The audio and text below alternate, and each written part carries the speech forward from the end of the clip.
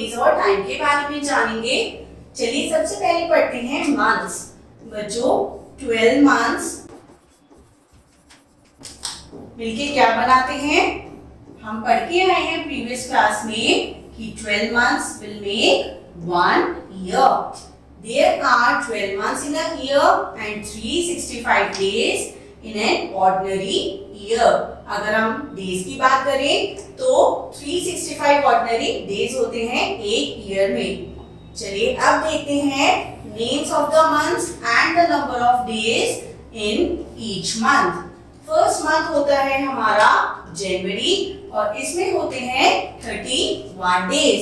Second month होता है फरवरी और फरवरी में होते हैं आइदर 28 डेज और 29 डेज। बच्चों जो ईयर लीप ईयर कहलाता है जिसमें 366 डेज होते हैं एक ईयर में, उस दिन फरवरी में एक एक्स्ट्रा ईयर होता है, एक एक्स्ट्रा डे होता है, दैट इज 29th डे। और बच्चों लीप ईयर कब आता है? After every 4th year is leap year. चलिए थर्ड मंथ है मार्च और इसमें होते हैं 31 डेज। फोर्थ मंथ अप्रैल में होते हैं 30 days.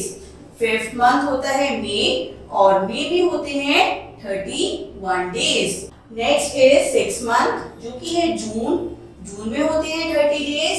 Seventh month July with 31 days. Eight month August with 31 days again. Ninth month होता है सितंबर में होते हैं 30 डेज। 10th मंथ होता है अक्टूबर और इसमें होते हैं 31 डेज। 11th मंथ होता है नवंबर और नवंबर में होते हैं 30 डेज। और 12th मंथ होता है हमारा दिसंबर और दिसंबर में होते हैं 31 डेज। तो बच्चों first month of the year होता है जनवरी, उसमें होते हैं 31 डेज। और हमारा last month of the year होता है दिसंबर जिसमें अगेन होते हैं 31 days. The number of days in a month can be remembered in the following way. तो बच्चों इस तरह से हम number of days in a month को याद रख सकते हैं। Sweets are not junk. तो ये है एक हमारा शॉर्टकट जिससे हम number of days को याद रख सकते हैं। Sweets are not junk. अगर हम इनके फर्स्ट लेटर की बात करें तो फर्स्ट लेटर है सितंबर, आर का फर्स्ट लेटर है अप्रैल और एन से फर्स्ट लेटर आता है नवंबर और जे से बनता है जून। तो बच्चों सितंबर, अप्रैल, नवंबर एंड जून ये ऐसे 4 मंथ्स होते हैं ईयर में जिनमें होते हैं 30 डेज। बाकी सभी में होते हैं 31 days except February. All the other months have 31 days except February. February is different from other months. In some years it has 28 days and in some it has 29 days. अधिकतर बच्चों मंथ्स में या तो 30 डेज होते हैं या 31 days, लेकिन फरवरी इन सभी मंथ से डिफरेंट होता है क्योंकि फरवरी में होते हैं या तो 28 डेज या 29 डेज। जब होता है लीप ईयर उस साल फरवरी में होते हैं 29 days. 12 months make 1 year. A year normally has 365 days और ऐसे ईयर को हम कहते हैं एक ऑर्डिनरी ईयर। चलिए अब जानते हैं what is a leap year. A leap year है 366 डेज। तो बच्चों लीप ईयर एक स्पेशल ईयर होता है जिसमें 366 डेज होते हैं। In a leap year February has an extra day. In a leap year, February has 29 days. तो बच्चों लीप ईयर में 366 डेज क्यों होते हैं? क्योंकि इस दिन फरवरी में एक दिन और काम किया जाता है और फरवरी होता है 29 डेज का। That's why लीप ईयर में होते हैं total 366 days. A leap year comes after 3 ordinary years. तो बच्चों लीप ईयर कब आता है? जब 3 ऑर्डिनरी इयर्स पूरे हो जाते हैं तो 4th ईयर कहलाया जाता है leap year. This means that starting from a leap year every 4th year is a leap year. तो अगर हम एक लीप ईयर से स्टार्ट करते हैं तो हर 4th ईयर जो होता है उसे कहा जाता है leap year. In other words, a year which is divisible by 4 is called a leap year. तो बच्चों हम इसे सिंपली कैसे समझ सकते हैं, जो भी ईयर 4 से डिविजिबल है, क्योंकि हर 4 साल बाद आता है, so if it is divisible by 4 तो ऐसा ईयर कहलाया जाएगा लीप ईयर। चलिए देखते हैं, हम ढूंढेंगे कि क्या 1992 एक लीप ईयर है या नहीं। तो बच्चों इसके लिए हम 1992 को डिवाइड करेंगे बाय 4। डिवीजन का सिंपल फॉर्म जो हम करते हैं use, that we will going to use. अब क्योंकि 1 4 से छोटा है तो हम 2 नंबर्स को एक साथ लेंगे। Now we will look into the table of 4। हम 4 की टेबल में देखेंगे या तो 99 या 19 से इमीडिएटली छोटा नंबर। तो बच्चों ये हो जाएगा 4 4s are 16 and we will subtract 16 from 19, the remainder will be 3. Always remember, remainder should always be less than the divisor. और हम नेक्स्ट डिजिट को ब्रॉट डाउन कर लेंगे। अब हमें 4 की टेबल में देखना है 39 नंबर है या 39 से जस्ट छोटा number, so it will be 4 9s are 36. Again we will subtract 36 from 39, remainder होगा 3 और जो हमारी लास्ट डिजिट है 2, हम इसको ब्रॉट डाउन कर लेंगे। Now we know 4 8s are 32. So when we will subtract 32 from 32, क्या कुछ रिमाइंडर बचा है बच्चों? No, we are left with no remainder. That means 1992 जो है वो एक लीप ईयर था। Now 1992 was a leap year, whereas 1993, 1994 और 1995, क्योंकि लीप ईयर के जो 3 consecutive years होते हैं बाद वाले, वो लीप ईयर नहीं होते हैं, are not leap years because these are not divisible by 4. ये 1993, 1994 and 1995 ये 4 से डिविजिबल नहीं थे, इसलिए ये लीप ईयर्स नहीं बने। तो बच्चों याद रखिएगा, ordinary year is of 365 days and a leap year is of 366 days. Now we will study days and week. The unit of measurement of time is hour. तो बच्चों हम टाइम को कैसे मेजर करते हैं? हम टाइम्स को hour यानी घंटे में मेजर करते हैं। Long periods of time are measured by days, weeks, months and years. तो बच्चों अगर मैं आपसे पूछूं what is your age, तो क्या आप अपनी एज को आवर्स में बताएंगे कि ma'am I am 2566 hours old? No. तो जो बड़े बड़े टाइम पीरियड्स होते हैं हम उन्हें डेज, वीक्स, मंथ्स या फिर ईयर्स में बताते हैं। जैसे हम स्कूल कितने डेज अ वीक जाते हैं, we go 6 days a week, और हम कितने ईयर्स ओल्ड हैं, that we tell in number of years. चलिए देखते हैं, सबसे पहले हम डेज ऑफ द वीक। तो बच्चों हमने पिछली क्लास में पढ़ा था कि एक वीक में कितने डेज होते हैं, 1 week is equal to 7 days. First day होता है संडे, सेकेंड डे होता है मंडे, थर्ड होता है ट्यूसडे, फोर्थ डे होता है वेडनेसडे, फिफ्थ डे होता है थर्सडे, सिक्स्थ डे होता है फ्राइडे और सेवेंथ डे होता है Saturday. So these are the 7 days of a week. Week में टोटल बच्चों हमारे पास हो गए 7 days. A period of 2 weeks is called a fortnight. तो बच्चों जब हम 2 वीक्स को लेते हैं, 2 वीक्स का एक पीरियड लेते हैं, उसे कहा जाता है एक फोर्टनाइट। तो एक फोर्टनाइट में होते हैं 2 वीक्स, और क्योंकि 1 वीक में होते हैं 7 days, तो बच्चों 2 वीक्स में कितने हो जाएंगे, we will multiply 2 with 7, so it will be 14.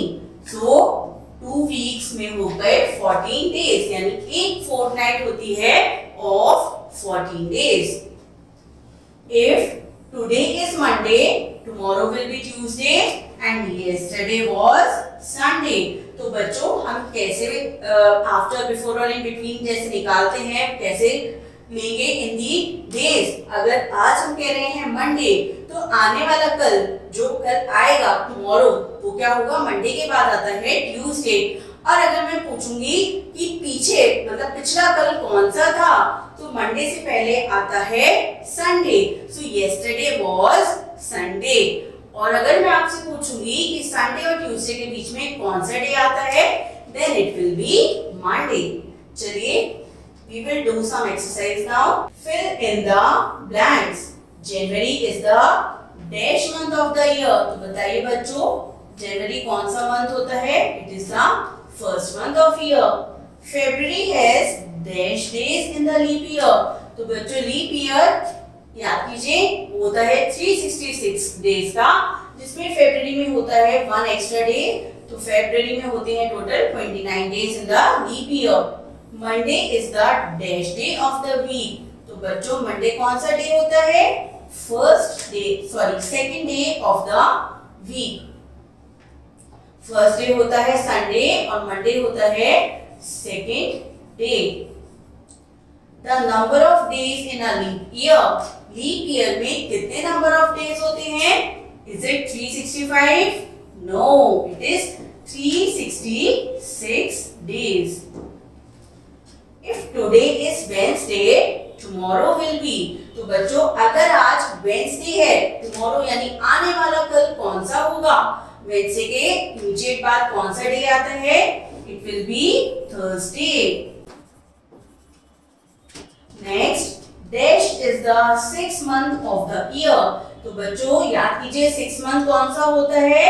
6th month होता है जून। जून होता है 6th month of the year।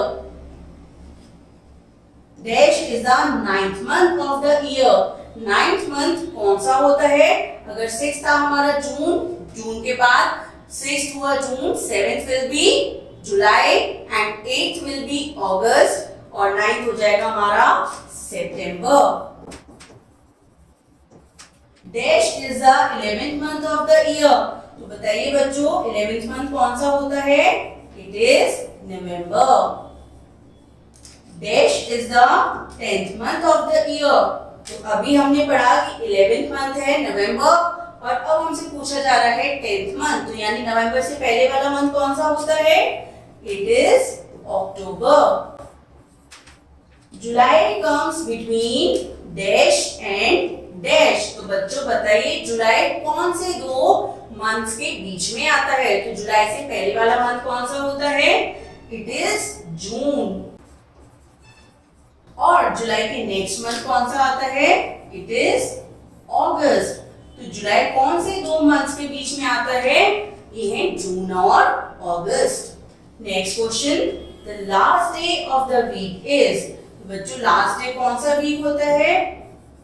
Week का ये होता है सैटरडे, जिसके बाद होती है हमारी स्कूल की holiday. If today Sunday, yesterday was, तो बच्चों अगर हम कह रहे हैं आज संडे है, तो यस्टरडे यानी कल कौन सा डे था?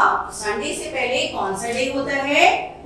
आंसर इज सैटरडे, जो कि होता है हमारे वीक का last day.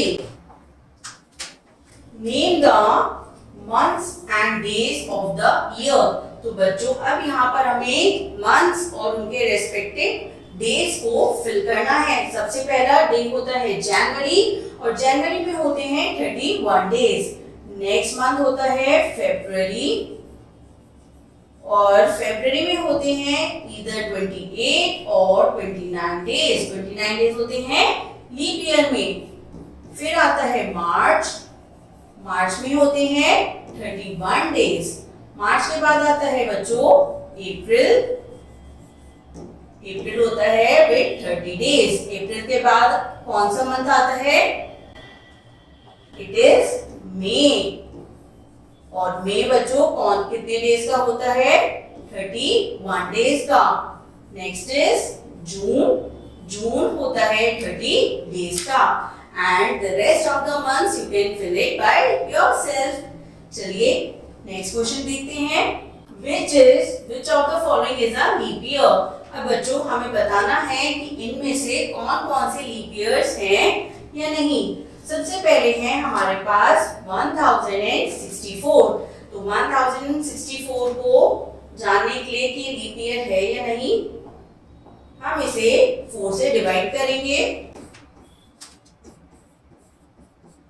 So 4 2s are 8, reminder हो गया हमारा 2,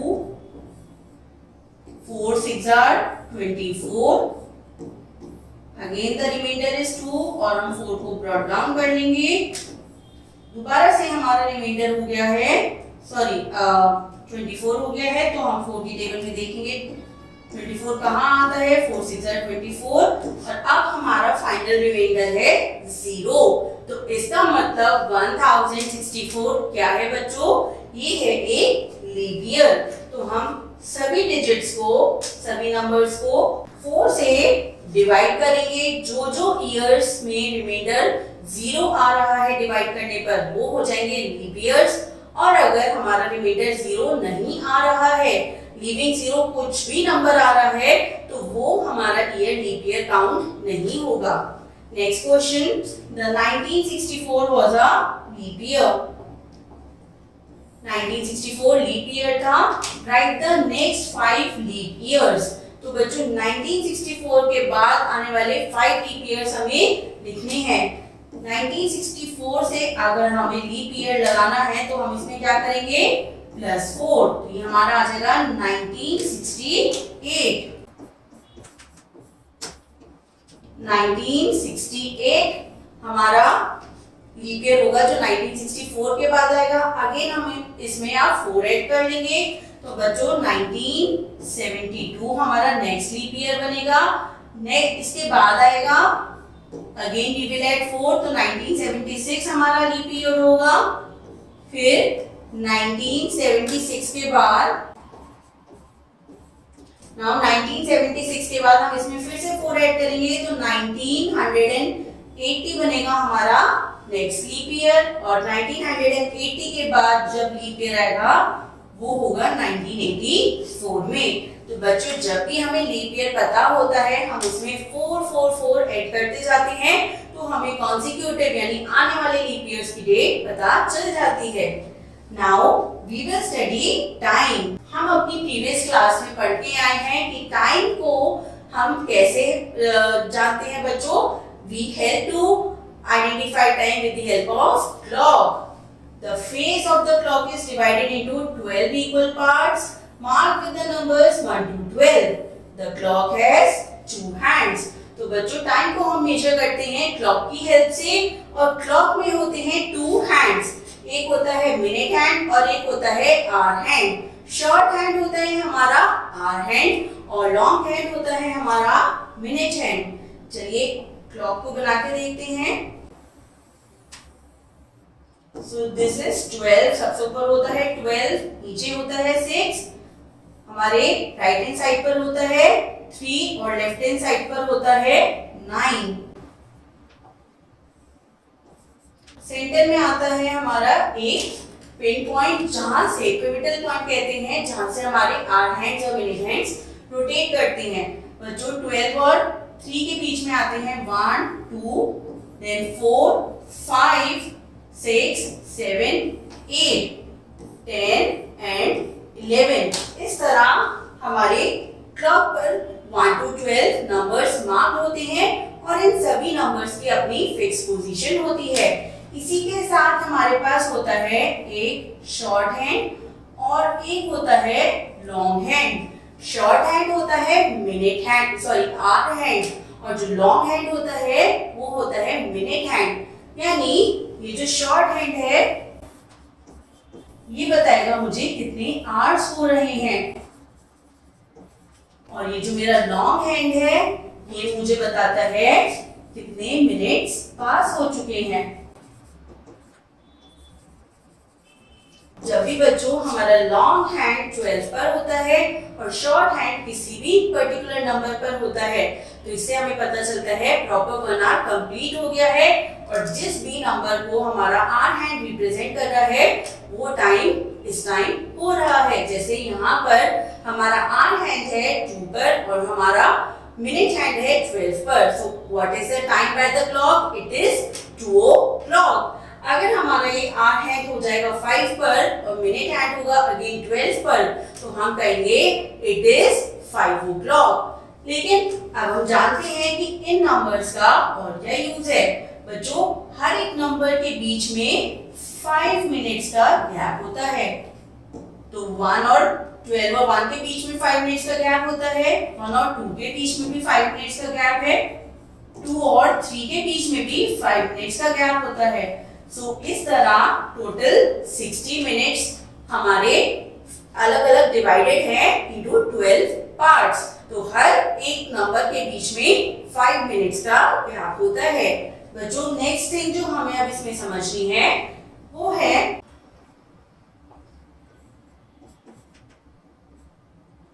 अगर मेरा शॉर्ट हैंड है 5 पर और मेरा लॉन्ग हैंड है 2 पर, तो ये कौन सा टाइम होगा?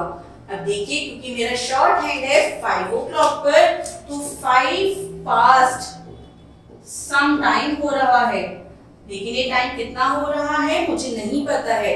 सो मैं देखूंगी मेरा लॉन्ग हैंड कौन से नंबर पर है।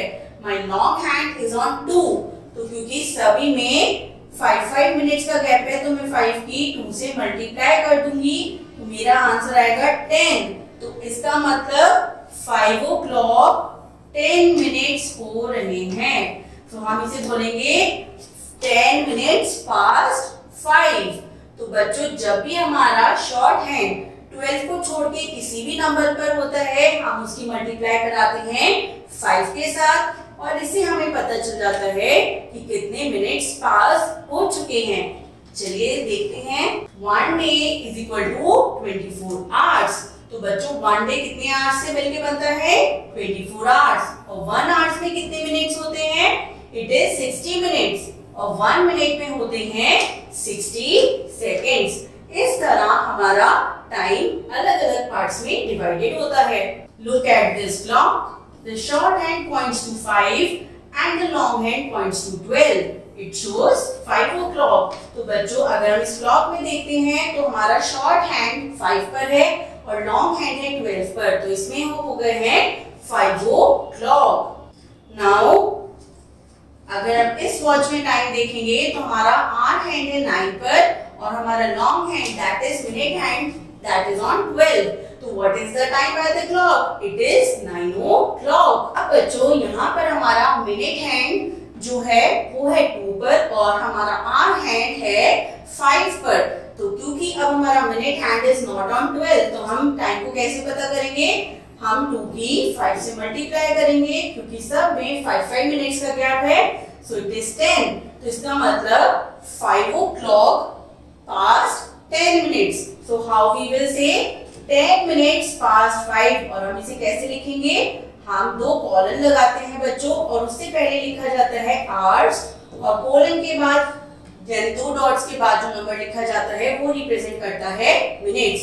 So it is 5 hours and 10 minutes। Next number देखते हैं।